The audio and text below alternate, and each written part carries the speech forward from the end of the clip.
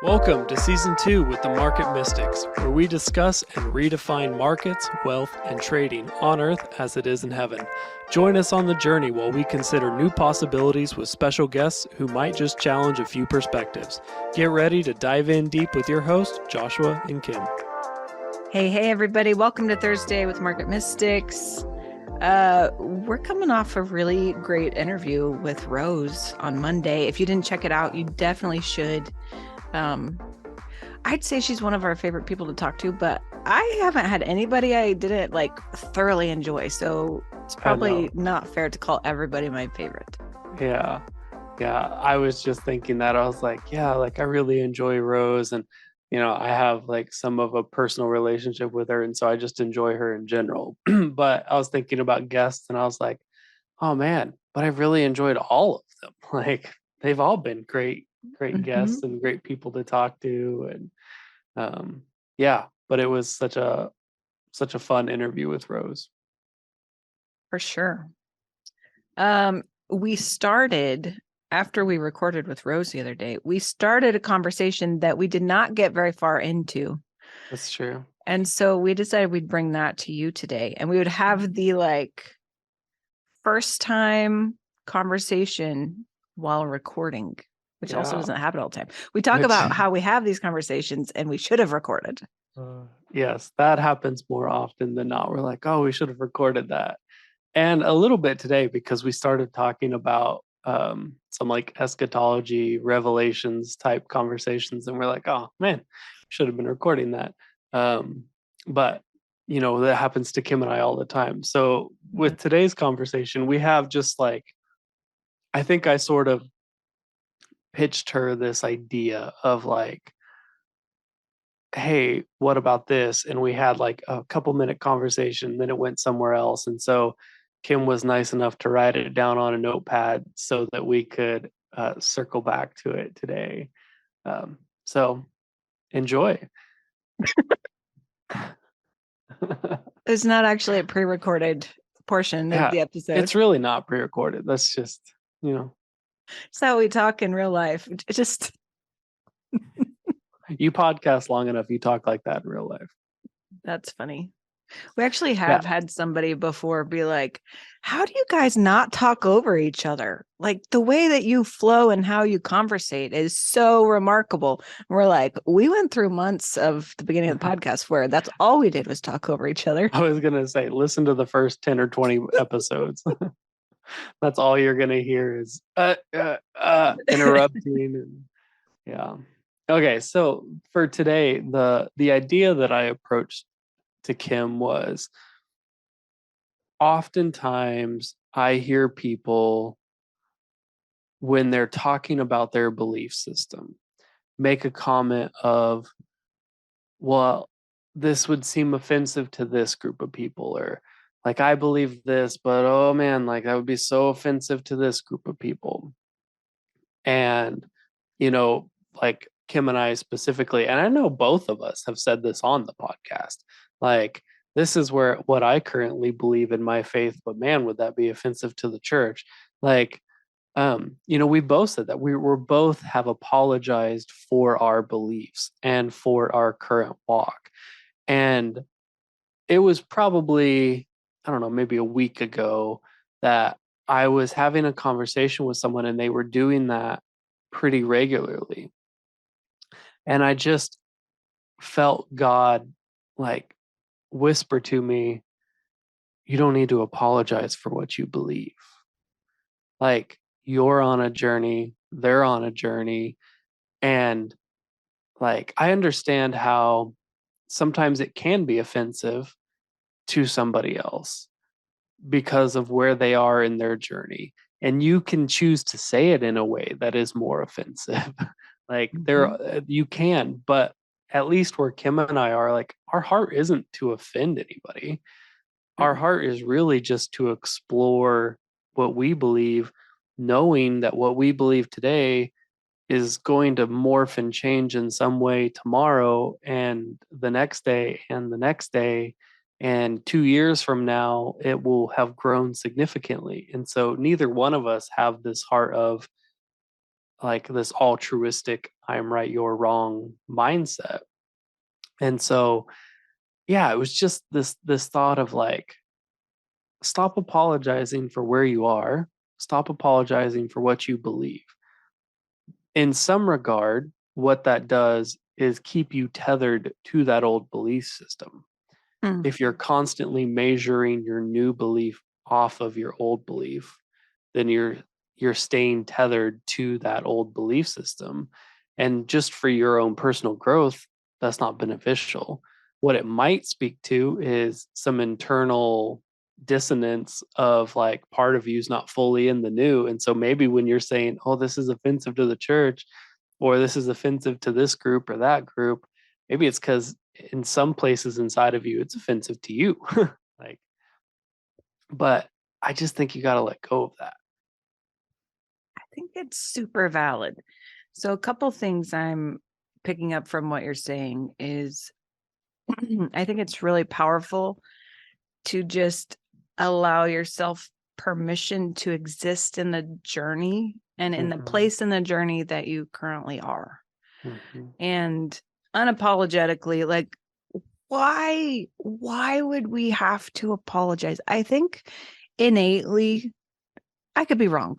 Maybe this is just me, but I think innately we might have some fear of being cut off Mhm. from the people around us and the people we love and respect and honor, and or even just the body as a whole, like being Mhm. kicked out of the club. Yeah. Um, and so that's why you feel like you have to preface it. I think that's kind of probably where it is for me. I don't know that I would claim fear, but there's a real concern that I'll just be like completely cut off. I like Mhm. amputate that part. And I have such a heart for unity and not division that I think I overcompensate Yeah. by apologizing in advance. I just did it before the podcast, before we recorded. We were talking about Revelation stuff. And I said, all right, Josh, I have this opinion. Hold on to your seat. I might get kicked out. Like, Right. Yeah. I I just did it. And we were going to have this conversation. Mhm. I do think that that has to do with at least some regard, like this discourse inside of yourself, where not all of you is fully on board with what you're currently processing. And that's totally normal. Mm-hmm. I think my heart has just shifted a little bit towards I want to go into the new. I want to keep moving forward and not stay tethered to the old. Mm-hmm. And so I want to stop apologizing. The other thing that I have thought about is like that probably stems from a Western mindset and a social media mindset where you're a bit more concerned about what everybody thinks. Because I I just think like in other parts of the world, we've talked about this before, but in Israel with a Jew, they have a concept called um, like argument for the sake of Christ. I don't remember the Sounds very Hebrew. Hebrew. Yeah, I don't remember the Hebrew part for it, but Kim and I have talked about that at one point. And so, like this open discourse, this open differing of beliefs is welcomed, and that isn't such an American thing. Mm. We had tended towards this belief that, oh, I'm right, you're wrong, let me show you why and let me change your opinion, rather than just having this like open discourse about something. And maybe through that discourse you change your mind because you're like new facts or new thoughts come in. It's like, oh, okay, yeah, I see that differently now. But it's just not, I just don't think things are as like black and white as sometimes we make them. Mm. And so, yeah, I think that that's part of it is this American mindset, this social media mindset of, oh, I don't want to offend anyone. I want to make sure that I'm like saying it exactly right, make sure my phrasing's correct. Like, no, just be you, be on your journey. Yeah. Even as you're talking about it, it feels like there's such a freedom Mhm. in just the untethering from having to feel like you're like needing to apologize. Like, yeah. I don't know. And I think you're right. I mean, if I go back and I look at my mindset about this, a lot of times I am not completely unified in myself with all of this. Like, I'm fully aware in my brain what Western Christianity says is truth. And I'm also fully aware in my brain that what I believe goes in a different direction. And the core of it hasn't changed, but the outworking of it has changed, right? Right. And so I can see that difference. And so I try to like bridge the gap when I don't actually need to bridge the gap. I think that's what it is. Yeah. Like, if I'm going to just psychoanalyze myself real quick. No, I think that's a good thought. And then there's the other half of this conversation, which is we are called to not bring offense to people intentionally, I would say.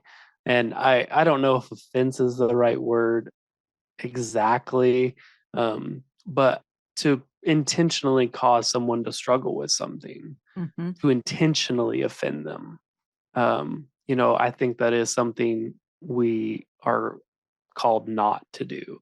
And so, there's the part in the Bible where Paul, pretty sure it's Paul. I'm gonna go with Paul. Says like, to the pure, all things are pure. And he's talking about like, oh, if you're, in someone's house and they're serving you food that's been sacrificed to another God, you are bigger than that. You can eat that.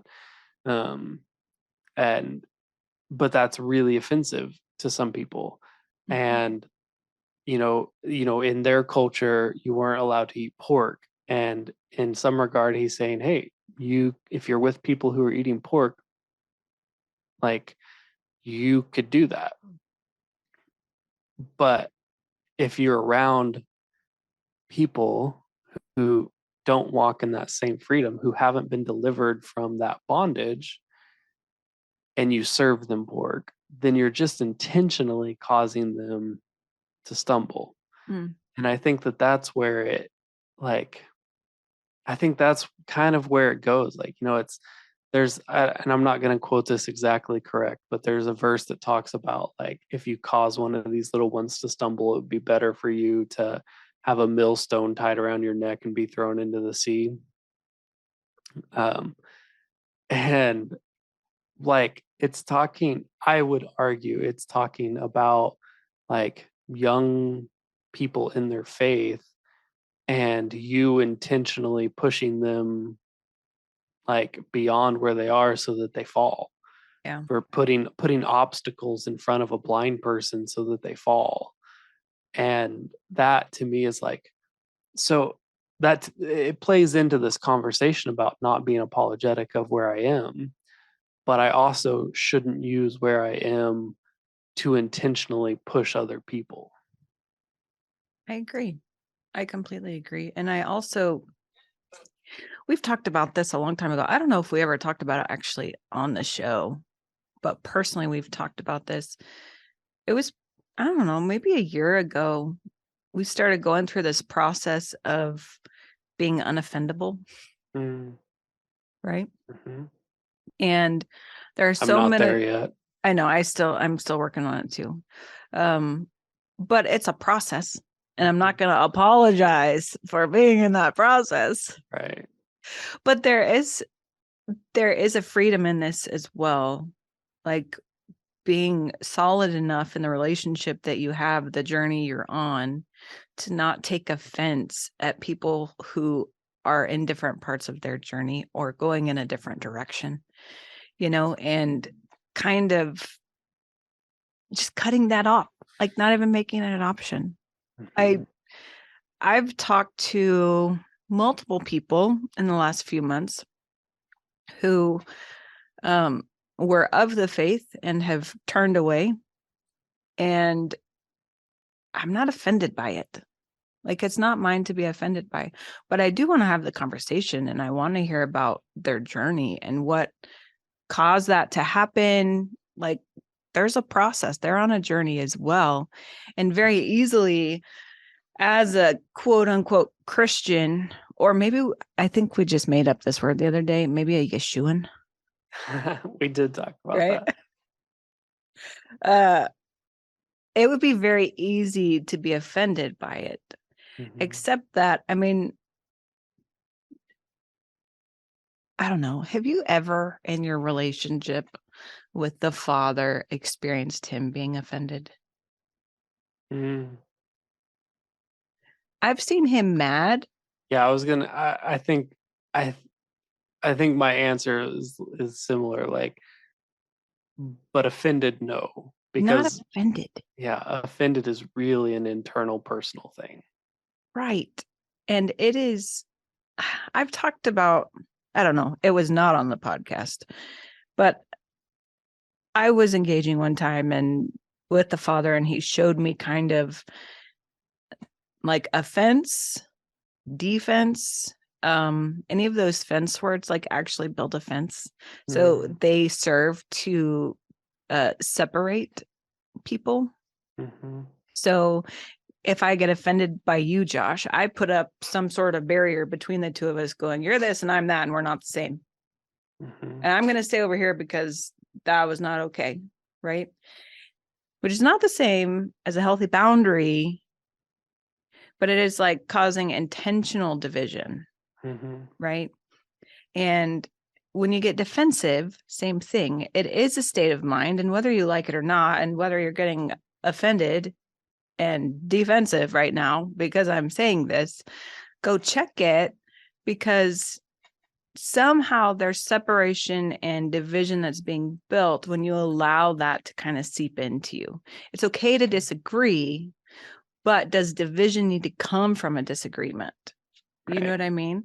Which is kind of what we're talking about. Like, it's fine to have different opinions. And this whole concept that I don't know the word in Hebrew, the disagreement, like intentional disagreement, kind of, not intentional disagreement, however you said it, like where you actually talk about hard things and you disagree on them, but you're still okay. It's so important because the offense and the defense gets like completely taken out of it. And it doesn't become like person against person. It becomes, hey, we're wrestling with this concept or this belief or this stance or whatever. But you don't shut the other person out, and you don't build that wall between each other. So then when the conversation's over, you can still go along on your journey. Right. Yeah, I think that's great. Like, allow each person to be on their journey. Don't intentionally steer them the wrong way or put stuff in front of them, but allow them to be on their journey and be on your own journey without being concerned about where everyone else is. Agreed. Yeah. Agreed. To the best of your ability. Yeah. Did you know it's healthy for not everybody to be on exactly the same path as you? Oh, it's thankfully. Actually like it brings a fuller picture of who Yahweh is. Yeah. So I'm grateful. Let me just say my stance on this. I'm grateful for people who are on different journeys, who are in different places on their journeys, going in different directions, outworking it differently, reflecting a different part of the Father into the world. Like, I'm super grateful for that. Yeah. Because I want more of the fullness. Yeah. So good. Yeah, it's super good. Okay. Shall we wrap it up? I think so. Sounds good. Okay. Thanks for joining joining on our conversation. Hope you're not offended. And if you listen to the first part where Kim and I talked about not talking over each other, we just brought that into reality. We just manifested it. Right. See you guys next week. Thank you for sticking around. Listen for new episodes every Monday and Thursday. Find us on all social media platforms by searching for Market Mystics. Don't forget to follow and subscribe. Visit upperroomcd.com, where you can find more information about the hosts, projects, and guests.